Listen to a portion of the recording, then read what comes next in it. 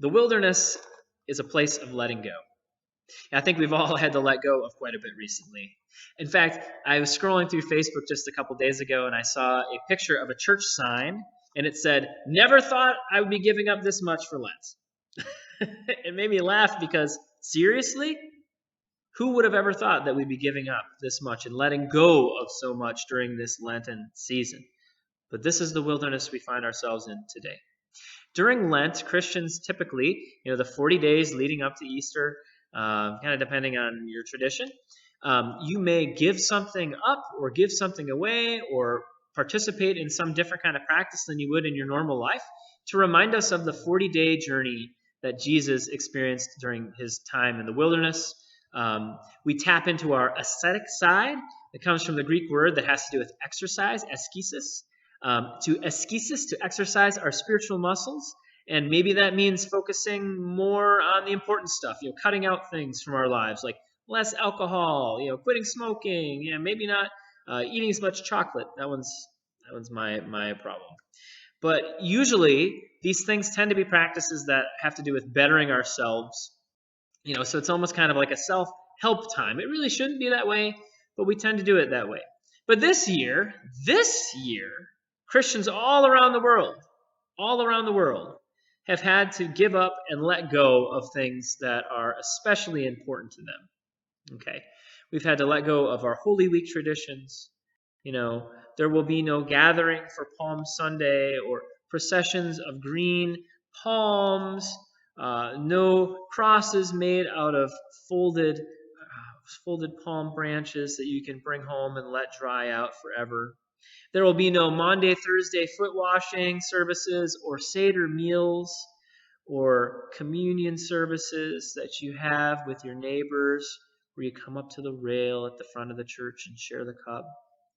There will be no Good Friday Tenebrae service with candles and shadows and leaving us in a dark place with a stripped and empty church, all to prepare us for the majestic Sunday of Easter Sunday, where the stone is rolled away and the tomb is empty and everything is white and bright in the church and there are flowers everywhere and the organ music is just amazing and everybody comes in their fancy clothes and big hats and we enjoy breakfasts and egg hunts and ham and all that stuff. Well, maybe not this year, at least not yet. There's a lot of giving up that we have had to do, and a lot of letting go that we've had to have this year as a church and as families and as a city, as a nation, and really as a world. But we do this out of love. We do this out of love. We do this not just because the government says you have to do this, but we do it out of love. We do it out of love to protect our neighbors. We let go of that which we love out of love of others. Sometimes when we experience love, we let stuff go. Have you ever heard the expression, letting themselves go? Oh man, they really let themselves go. Let me tell you a story about letting go out of love. So when my wife and I lived in Atlanta, we had an extra bedroom when our daughter was very young. And this extra bedroom was for visitors, and it had a bed in it. But when people weren't occupying that room, the bed was basically this, de facto laundry pile. We would throw all of the unfolded laundry on it, and it would just kind of pile up into this little mountain. It looked like a pile of leaves or something like that. Our daughter thought it was hilarious when she was like not even 2 years old to dive into it over and over again. She'd jump on the bed and then dive into it. Jump on the bed, dive into it. She'd giggle and laugh, and I thought, man, this is so cute. So she and I were playing like this once. And I kept pulling away at the last second as she would dive into this. And she would giggle and giggle and giggle. I'd pull away, giggle and giggle and giggle. Well, I let my guard down once. And somehow, some way, she managed to get her finger so far up my nose that I could basically feel it behind my eye. I had gotten so swept up in the moment of playing with my sweet little girl that it led to a lot of crying, a bloody nose, a lot of swearing. I got swept up into the moment letting my guard down, and was injured in the process. Things went from joy and laughter to anger and sadness and cursing in an instant. The point is this: when we love, we can let our defenses down. We tend to give ourselves away for others when we love them, or at least the part that thinks about ourselves more when we love others. In a word, we let go. We let go out of love. I think this is what happens in our gospel lesson today. This is the Palm Sunday, story of Jesus' procession into Jerusalem. But there is so much letting go that happens.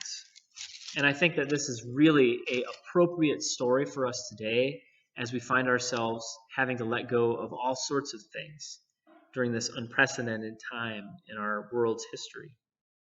So let me tell you a little bit about our gospel lesson, about Jesus' entrance into Jerusalem, the Palm Sunday story, and maybe what it might mean for us today, a word of hope for us. In our gospel lesson today from Matthew, we hear the story about Jesus going on to Jerusalem and his journey to the cross. Jesus has a couple things that he needs his disciples to do. He tells them to go off and get him a donkey, but it's not just any donkey. It has to be one that is a young donkey, a colt, or a foal that had never been ridden on before. And if anybody tries to stop them, he says, simply tell them, the Lord needs it, and all shall be well. And this is exactly what happens. The disciples go off, and they find a donkey. We don't know exactly where, if they were trying to steal it or what the situation was. But they get caught in the process, and they tell the owner, the Lord needs it. And the owner sends the adult donkey and a foal, this colt, and they reunite with Jesus and get Jesus on the donkey. They cover it with all kinds of garments. We hear that Jesus travels into Jerusalem, and people start shaking palms, branches which they cut down from trees, throwing clothes in the street ahead of him, making this almost kind of red carpet type entrance for him into Jerusalem. And the religious authorities, of course, are concerned at this. They don't know who this man is that's being celebrated. It's this raucous celebration. And there are those that are so excited, saying, blessed is the one who comes in the name of the Lord. Blessed is the prophet Jesus of Nazareth. So it's really a story that is a celebration. But I think it's also a story that has to do with letting go of a lot. And that's what I really want to focus on with you all today. There's a whole lot of letting go of stuff in this text. It's one of the central themes of it, letting go and not holding back. And I think that all this letting go that's happening in our story, it might invite us to think about the things that we've let go of, the things that we've let go of for each other, the things that we've let go of for God, especially this year as we've had to let go of a lot out of love for our neighbors to flatten the curve, so to speak. Now, think about the first two disciples that Jesus asks to go and get a donkey. They probably had to let go of a heck of a lot in order to do this. You got to imagine what must have been going through their minds when they were asked to go and hoist somebody else's animal. Maybe it put them at risk. Maybe they were in some sort of physical danger. We don't know who's on the receiving end of this, having their donkey taken away. And if it wasn't life or limb that was being risked, it was embarrassment. Social death, in a sense. What if they got caught? What if they got caught in the act? They must have had to have let go of a whole lot of themselves in order to go through with this. And then what happens in the story? We hear that the fellow who owns the donkey actually does catch them in the act and asks them why in the world they need it. They simply say, because the Lord needs it. Now, that they've never met this fellow before, and the fact that he's probably never met Jesus either, makes this a very, very bold exchange that happens. Because the guy who has the donkeys takes their word that the Lord needs it and lets go of his donkey. This donkey that we hear is an undomesticated foal, one that hasn't been broken in, one that he hasn't gotten to use yet. Okay, one that he hasn't gotten to train yet. He basically gives away, what is brand new to him for someone else who he's probably never met, for the disciples that he has no idea if they're really telling the truth or not. He lets go, really, for something bigger than himself. He lets go for a greater cause. Now, the people who had laid down palms and garments on Jesus' path, they let go of stuff too. Not just palms and garments, but I think they let go of something bigger than that. They let go of their dreams, they let go of their hopes, they let go of their fantasies about who this next king is going to be in the line of David. Riding before them, you see, was not a king on a war horse with a big old sword in his hand, prepared to liberate them from Rome. No. The one who crossed the threshold of Jerusalem's gates was not that at all. They had laid down palm branches and laid down garments and laid down their dreams and hopes and fantasies, I think, about what a king was supposed to be, because the one who came before them was a humble servant king riding on a donkey. And despite this, they still cry out, "Hosanna, save us. Blessed is the one who comes in the name of the Lord." So I think, in a sense, they let go of themselves. The crowd lets go of themselves, of their expectations of what a king is supposed to be. They let go of their hopes. They let go of their dreams. They let go of their prayers to Jesus. This was an act of vulnerability out of love.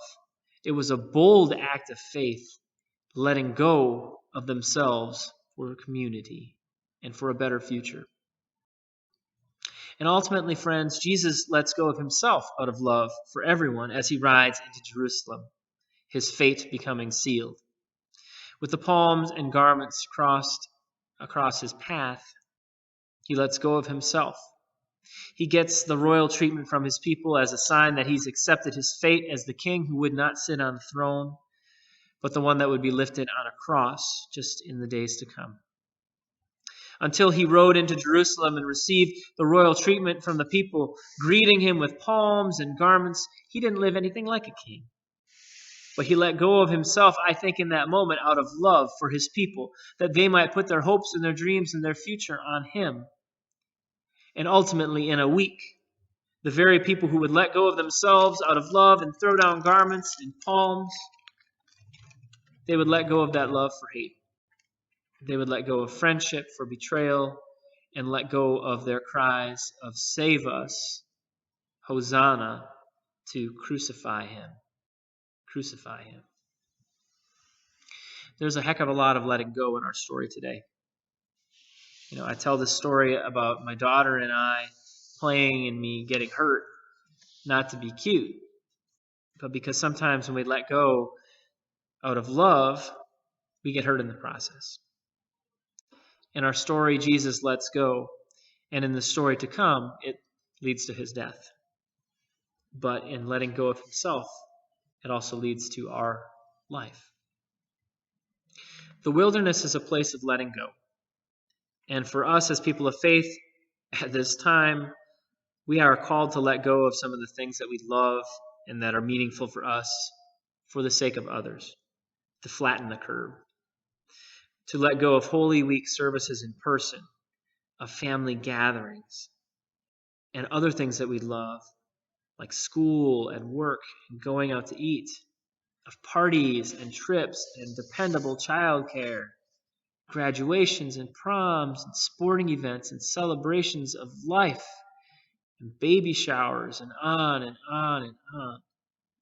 We've had to let go of a lot when you think about it. And we don't do this just because the government says to do it, but we do it because we love our neighbors. So although we may have an empty church during this Holy Week and on Easter Sunday, it's the most faithful response, I believe, to an empty tomb at the end of it all. If Jesus were sitting here with us right now, sitting by our side, he might not need a donkey or garments or palms thrown or waved in his face today, but there are many things in our lives that we can let go of out of love that would be meaningful to him in the way that he lived. Things that we can get caught up in the moment of. Things that might be praised to the one who ultimately lets go of everything for our sake. The wilderness is a place of letting go. And so my prayer for you is that you can let go a bit this week.